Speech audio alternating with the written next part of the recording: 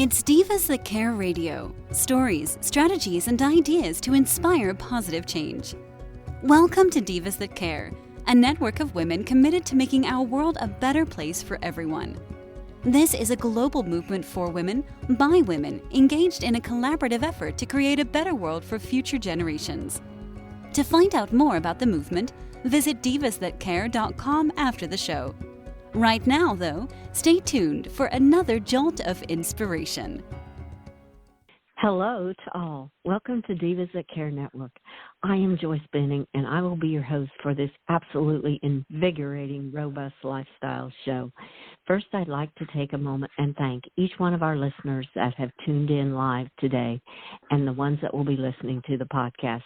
I am just so very grateful for each one of you. And you are all in for a very exciting special treat today, as I have a returning diva with me, Nancy Lee Gerson. And her and I are going to chat about horse life, literary life. My horses are my muses. Oh my, is this ever going to be good? So Nancy, could you please introduce yourself to our listeners today? I sure will, Joyce. It is so good to be with you. I know you are a big supporter of women, animals, the globe that we're all spinning on. So I know I'm in good company for the next hour or so. I am the author of one horse-related book so far. It's called The Horse Who Changed My Life. My serendipitous journey through equus. And so that one is a memoir, as I say, that's nonfiction. And I'm so inspired by my life with horses, which began as a complete neophyte, complete newbie, that I've been putting together my next book, which is fictional, but the characters are wonderfully involved with horse life and animal life and all kinds of things for raising the consciousness of the population, for humans and for animals. Excuse me. Oh wow! Oh, that's exciting. That's a mouthful, I know. Oh, that's good though. And with you being an author, that is just so exciting. And the horse who changed my life and your serendipity journey with it. Oh, that is just amazing. I just love that. Well, that all comes in. It all sounds like it all comes kind of into the realm of what we're going to talk about today with My Horses Are My Muses. And how would you like to start to explain this to our listeners on your feelings and how you have come to feel that your horses are your muses? Well, a couple of things about my background that I can piggyback on to what I started out by saying. I have been for decades of life a massive journaler, diary as a little girl with the little lock and key, and then into the adult realm, the journaling, massive journaling. The other piece is that I've been involved with mindfulness practices well before it was called mindfulness or well before it was called mindfulness meditation. I love those phrases. They are the catchphrases of the day in the realm of human consciousness raising circles. But I was introduced to transcendental meditation when I was 18 and joined a philosophy school where we went on retreats with meditation and practices for staying in the present moment. So cobbling that together with horses coming into my life, I was journaling on everything that was happening in my life with horses as a newbie. It was just serendipitous how horse life happened to me. That's a lot of that is covered in the first book. And I was down a dirt road primarily by myself with 3 horses and a couple of dogs, a couple of cats, and lots of journaling. And then I started bringing the spiritual practices into play as well, standing with the horses, in quiet pausing. I got certified in Reiki when I was living out in Colorado with the horses and practiced Reiki, not on humans, but on my horses. I got certified as an equine Gestalt coach out in Colorado. So I got to really delve into horse life in the spiritual realm, more so than the riding, as a matter of fact. It started out with a riding retreat, but once I was living life with my herd, there were many more spiritual and emotional aspects to living with them right from the ground. Another mouthful. Ask a writer a question, right? Oh, but beautiful, beautiful. Well, I love how you said living in the present moment, because that is something that with my horses, they always remind me to live in the moment. Just live in the moment. And my one horse even said on a live the other day, no tomorrow, only today. And I'm like, oh my goodness, how that it just resonated with me. And sometimes when I get so wrapped up in thinking of everything that's happening, I'm like, okay, go be with my horses. Just live in the moment. There's no tomorrow. There's only today.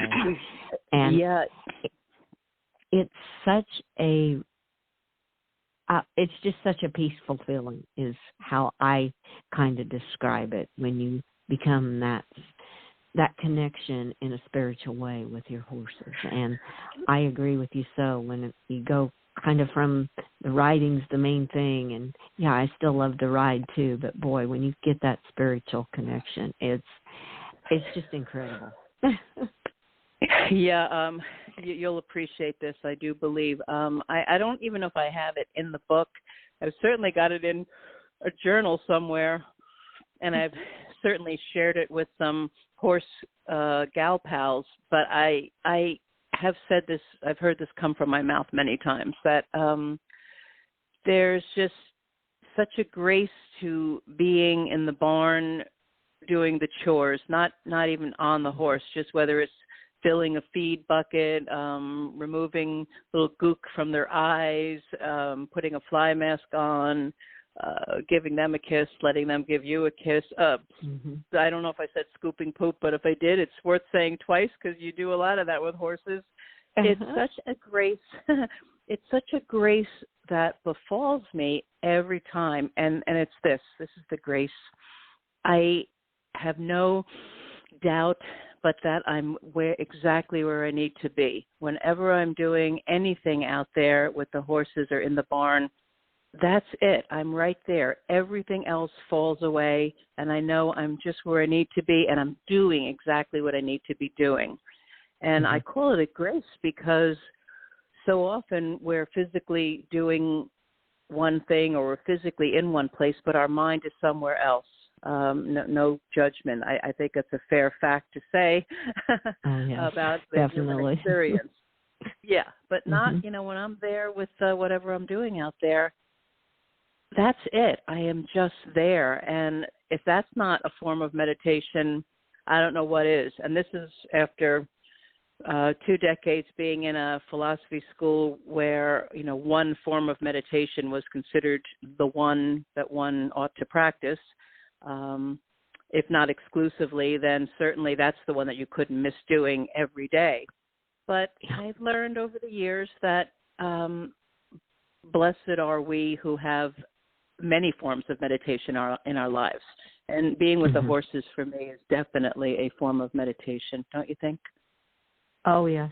Oh, how I agree 100%, because that's what was coming to my mind, and I think I said it on some other shows. Honor for me to be able to have them in my life, because I am so blessed that I have these horses in my life. And we have found each other. I feel the horses found me as well as I found them. We had a calling, and it was a higher power, universe, whatever you want to call it. It was what brought us together. And from that moment, I'm getting chills just talking about it, because it's just, it is just beautiful. And like you said, when you're there, it's pure grace. It doesn't matter what you're doing with them. It's just pure. They just bring they bring such a calmness to me. It's such a peace that, and I've said that earlier, it's just a peaceful feeling. Yep. I can go out and just hug on him. It does anything. And I have my one gray horse. He's a kisser. He's always giving you a kiss. And then when my big bay horse gives you a kiss, you know it's really special because he's not a kisser. And he did that the other night. And I was like, oh, my goodness. Yeah, it's something. And I think I'm going to add, because I think it'd be nice for the listening audience to know this. I think, unlike yourself, Joyce, you're still riding and enjoying those adventures and that unity in that context. I actually don't ride my horses, and I think I guess I'll do a little book talk here. I think certainly the first book, and it'll also be in the second book. I will reveal the title if asked. Ask me. I have a lot of content about not riding on the horses. A lot of it will appeal to people who have horses who either are no longer riding or never wanted to ride or are hoping to get back to riding. It's going to appeal to folks who do ride, but I also want to emphasize that for folks who don't ride their horses and haven't felt validated, the whole other realm, a negative realm really, we oughtn't judge people who don't ride their horses. Clearly we oughtn't, but you know that's happening. That's a whole other piece. So my book and the new one that's coming will definitely be, I guess I'll use the word validation, for those who just simply are living with their horses or their dogs and not showing their dogs. I just wanted to add that piece. Oh, that's beautiful. That's beautiful because, I find way more time to just be with my horses than I do to actually ride on them. And it is just, it's just beautiful. So I'm with them.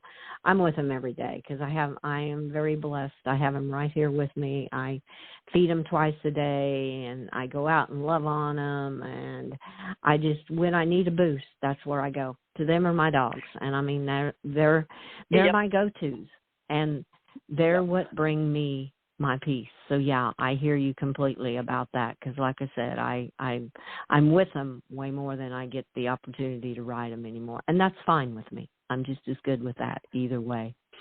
And that brings me, you said, to ask you. Now we have the curiosity up with our listeners today. What is the new title to your book going to be, Nancy?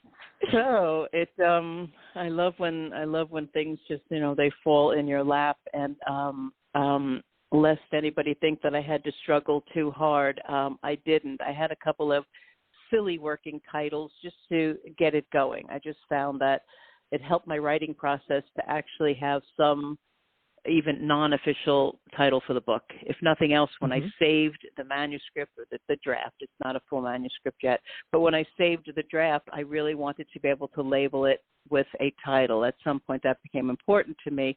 So I had a couple of kind of silly ones. And then the right one came home to me, and it's called A Sanctuary for All. Oh, that's beautiful. A Sanctuary for All. Oh, my goodness. Now, when is your target date to have this new book released? Well, it hasn't been through anything approaching professional editing yet. I've got about, in fact, it's got a few more chapters to go. If the fates allow, I do other things in life other than sit at my laptop or my notepads and all. But if all things, quote, go right, I could be done with the full writing in the next month or so. I won't even say or so. The next month, maybe two. And then as much as I love the world of self-editing, I really do edit myself quite a lot. I tend to write fat, and then I have to trim it and trim it and trim it. But I'm going to get a professional editor's eyes on it. The first one, I used a wonderful editor, and I will probably knock on her door again. So that's a couple of more months. So sometime between now and I would like to say before the end of the year, sometime in the fall, it should be ready to go. I'll probably do it as a paperback and ebook, just like The Horse Who Changed My Life. I'll put it up on my author website. And this one is going to be great. It's going to weave in themes of the characters will have equine-assisted learning, animal communication, horses, goats, sheep. What's really going to be nice is that I've discovered how much I love writing dialogue. You know, when you've been a journaler and a memoirist, you don't write a lot of dialogue. But lo and behold, what a guess, really. And now the characters are so alive for me from living with them for several months now. I can write a line and think, no, but you know, Miss Elizabeth wouldn't really say that, or no, that's not the way Juliet would really react to that. Like they push back. My characters push back when I write a false note for them. So I'm having a lot of fun with that. And the equine assisted learning program is actually going to be designed by 3 teenagers, 2 of whom are on the autism spectrum. So that piece will come in as well. Yeah, I'm really excited. I'm going to tie in all these things that are meaningful to me, but through fictional characters. I'm really excited. Oh, I can see why. I am excited. That title, just everything you described, like a sanctuary for all. I love it because everything you described, it just fits right underneath there. And even with bringing the individuals in that are dealing with autism to express too. I mean, that is just beautiful. And all the animals, you said it would be goats and cattle and horses and dogs, everything. Oh, wow. Oh, that's going to be incredible. Yeah. We'll definitely be looking for that book. Yeah, it's going to. There's also going to be one element, if I could just add a little bit more. Sure. This one speaks to my heart. This speaks to my heart, not for autobiographical purposes. This is not something that I pulled from my own, any kind of sadness from my own childhood. I would certainly tell the audience and you, Joyce, if it were. But it's a fictional concept, but it resonates for me. The owner of the sanctuary, it's called Kind Heart Animal Rescue. That's what the sanctuary is called. And the woman who runs it, Miss Elizabeth, is going to have a very poignant relationship with this little 9-year-old girl who starts volunteering with her mother at the sanctuary. And unlike Miss Elizabeth, whose animal communication capacities and passion for animals was squelched by her family ridiculed her and squelched the capacity right out of her. Juliet, on the other hand, this little girl, has parents who are supporting her. They don't understand the animal communication fully. They don't understand why their daughter is that impassioned, but they support her. And this little girl, Juliet, is going to remind Miss Elizabeth of herself before it all was squelched away. And she's a very reserved woman, but it's going to bring out in her rescue as well. So I'm going to pull it off, I hope. Spirits come to me. Yeah. You will. I can tell it in your voice. This is a passion that you are doing, and it will come. When you're following your passion, everything else will come. I mean, it's not work, it's your passion. And when you follow that, it's a beautiful, beautiful journey. I've told so many that you need to find your passion and follow it because that's where your heart is at. And where that leads, when you listen to your heart and not your ego, you'll find your passion and you will enjoy life, is my philosophy on how it works for me. Yeah. Have you had people get back to you afterwards and tell you that following their passion served them well? I have seen it where when people follow their passion, it totally changes. I mean, it is just beautiful, and I love that because they just shine. You can see it in their eyes. They're so much happier, and they're doing what they love. So That's what I always say with my animals. They're not in my life. They are my life. And that's where my passion is with my animals. I love them. Yes, I've heard you say that before, that they aren't in your life. They are your life. It's beautiful. I'm so glad that we have this round 2 interview, Joyce. If nothing else, and it's plenty, it's to get to hear you say that again. Thank you. I love that. I love that phrase. Well, you are so welcome. That's just who I am. So animals are my passion, and they're incredible. This morning I saw a beautiful blue jay. Oh, he was just gorgeous. And I call them redbirds. I know they're cardinals, but to me they're redbird angels. And that's fine. Yes. I heard him singing this morning, and I'm like, oh, I just love it. And my barn swallows are back. They are just beautiful. I love them. Every spring they come back and they have their little mud nests, and yeah, I enjoy all the animals.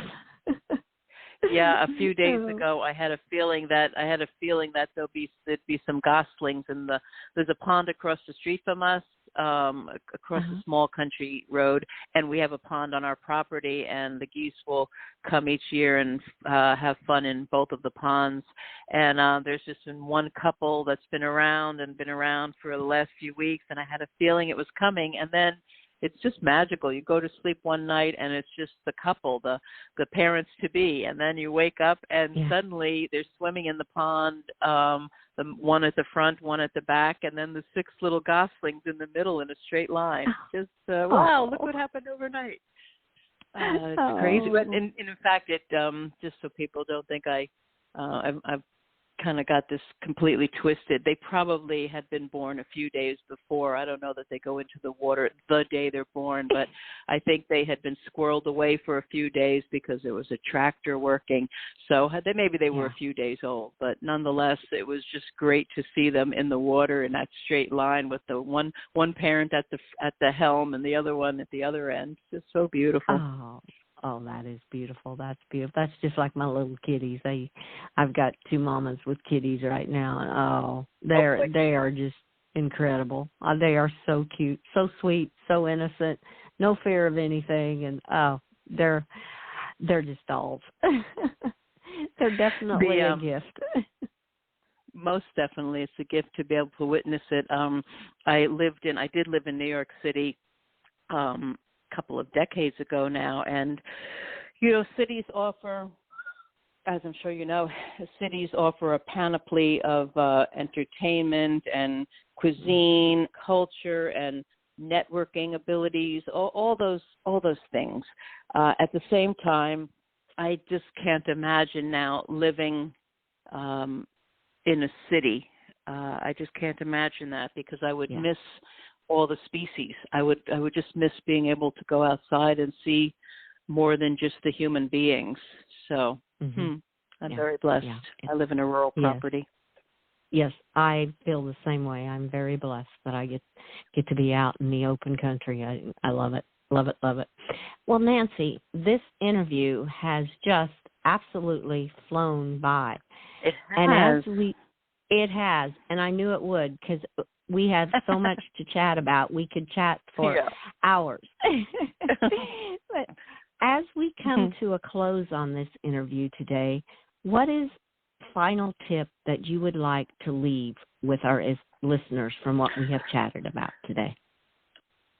I would like to leave with the listeners that it's a little bit of a, if I can do it, you can do it, and a little bit of a how-to, but really soft edges around that. I'm very humble about how it is that I came to make this major change in my life, midlife, and be with the horses and learn all these different disciplines. And it's that if you listen to the serendipities and the synchronicities and the magical connections that are coming to mind or actually happening in your life, could be in dreams, could be a song you're inspired to write, could be a song you hear on the radio that connects with you in some deep way. if you're listening to those kind of messages and the serendipitous events that start happening in your life, it's not this huge impossibility to make big changes in your life. For me, it was just a combination of a colliding of those different serendipitous events that were going on for me. And then lo and behold, there I was living with a herd of horses with no prior experience. And it doesn't have to be that you end up with that midlife change. Mm-hmm. It could be any kind of change, and it could be at any age, but it's about really listening to and watching for what's really going on in your life, and then taking the leap in whatever way feels right to you, and definitely to surround yourself with people who are going to be supportive of that, or just don't surround yourself with too many people at all. Just do some journaling on it, do some meditating on it, mm-hmm. and keep the circle of people around you supportive. That's what I would say. And then, if I might just invite people to my website, would that be all right to do, Joyce? Oh, that'd be great. I was going to ask you, how may people connect with you and also order your book? Oh, that's nice that you were going to. Thank you. I know that you would have put it on. This is not false. This is not falseness on my part. I know you would have posted it in the recording, so I wouldn't have been worried. I just really wanted to make sure that it was appropriate for me to say the website. I didn't want to do anything I oughtn't do. Okay, Please so it's do. Easy. All that said, words. I'm telling you, talk to an author, right? Words. The website is leegerson.com. That's it. Just NancyLeeGerson, NancyLeeGerson.com. The email couldn't be any simpler either. It's NancyLeeGerson@yahoo.com. And I love to autograph books with little notes that I write. So I always hope people will order the books directly from my stock here, but it is available on all the marketplaces. I just really love writing the notes and sending them out myself. It's such a sweet moment for me. Yes. Oh, that is awesome. And they can order the book right from your website then, correct, Nancy? Yeah. Okay. Yeah, my daughter, who designed the front and back cover and did the interior design for the book, she's an artist. She's a wildlife artist in her own right. Mm-hmm. She put the website together for me, and she kept it very simple for folks. So, the website was designed by the artist for the book. Yes.